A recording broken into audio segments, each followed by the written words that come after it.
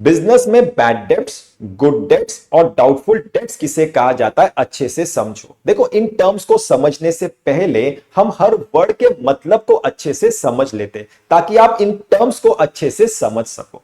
देखो, इन तीनों टर्म्स में एक कॉमन वर्ड है डेट्स, जो शॉर्ट फॉर्म है डेटर्स का।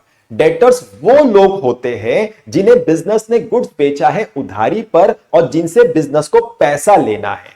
ये समझ में आ गया।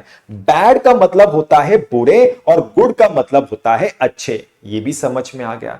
अब जिन डेटर्स ने बिजनेस के पैसे डुबा दिए किसी भी रीजन से, हो सकता है कि वो बैंकरप्ट हो गए, हो सकता है कि वो भाग गए, उन्हें बैड डेट्स कहा जाता है।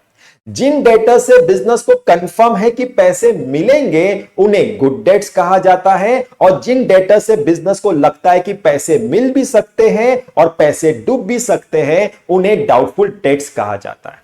यह भी समझ में आ गया। अब बैड डेट्स रिकवर्ड किसे कहा जाता है, अच्छे से समझो।